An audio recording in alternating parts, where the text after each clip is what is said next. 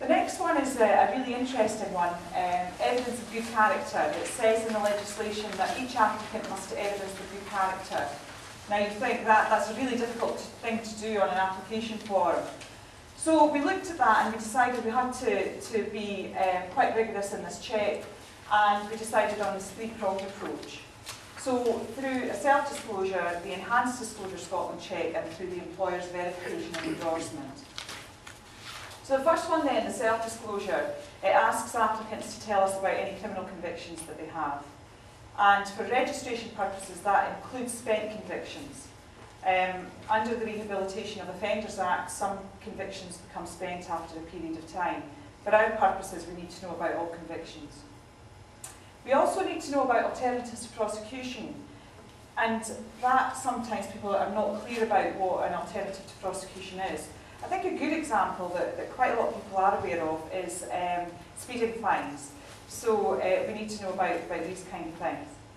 We also need to know about current disciplinary findings. So it's currently on someone's record, we need to know about it. We go through the Enhanced Disclosure Scotland check, and everyone here will be familiar with that process.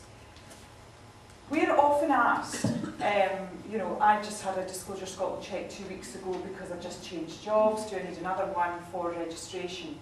And the answer is yes, you do. The way Disclosure Scotland works, there's a few reasons for it. First of all, a Disclosure Scotland check is only current on the date it was carried out, so we have to do it at the point someone applies for registration. The second reason is that as a regulatory body, we can't rely on a third party having gone through that process for us. And that third party, that employer, is not allowed to share that information with anyone else. Likewise, we're not allowed to share that information with anyone else. It's part of the code of conduct for Disclosure Scotland. One of the things that Disclosure Scotland are under a big review at the moment, and they're looking at different ways of getting police checks carried out or criminal records checks carried out.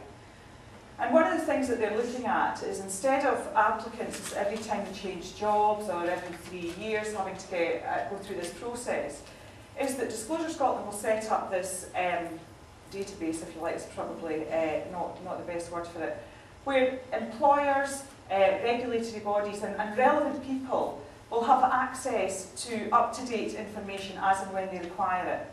So each time someone applies for registration, we would be able to tap into that information and have that live information there and then. So although it's not in place yet, there is a move towards that, and I think it's something that's been called out for a long time, because people having to keep getting Disclosure Scotland checks sometimes it's every 6 months, sometimes it's, you know, they've had one done a few weeks ago and they've got to get another one done. And finally, it's through an applicant will evidence the good character through the employer's verification and endorsement. I've already spoken about where the employer will verify someone's identification and their qualifications. There's a section in the form where an applicant must get their form endorsed by their employer, and the employer would sign off to say that that person is suitable to be registered. We've gone and we've done quite a bit of work to liaise with organisations to establish key people in organisations who should or who are suitable to endorse applications for registration.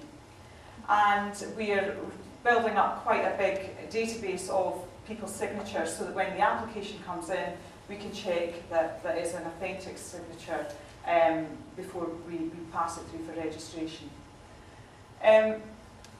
We haven't reached every organisation, and what I would say is, if you've got any questions about your endorsement or endorsement of applications within your organisations, if you phone the helpline, they would be able to tell you who it is in the organisation who is we call them counter-signatories, and also if there's not been anyone set up, then how that gets set up within your organisation.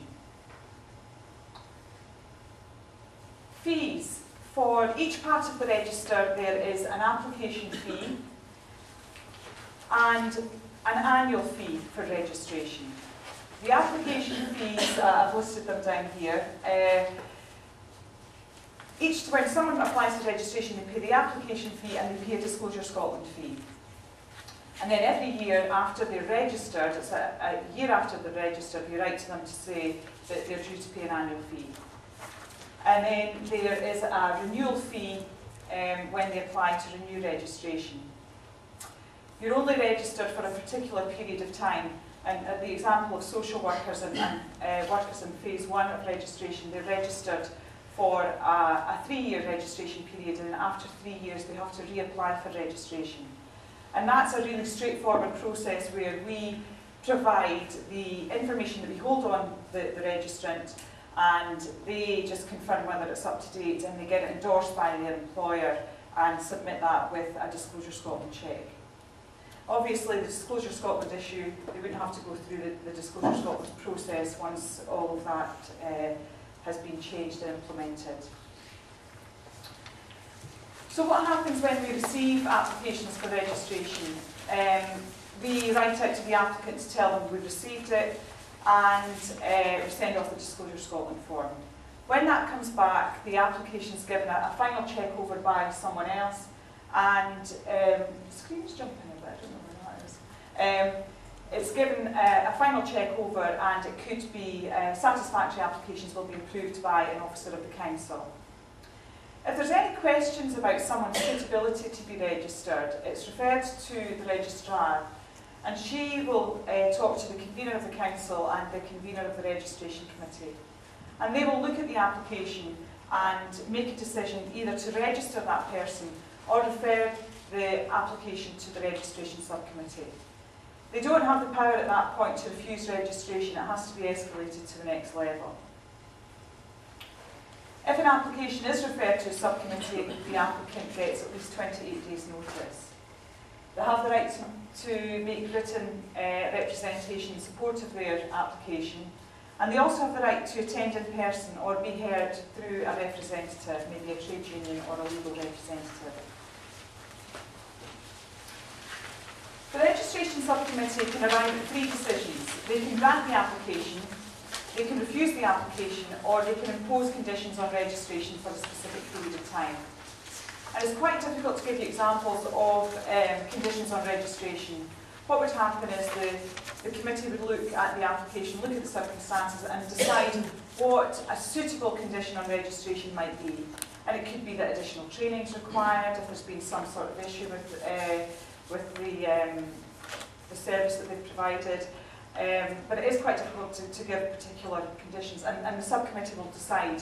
There isn't a list of predefined conditions that you can apply to registration. It really is on a case-by-case basis.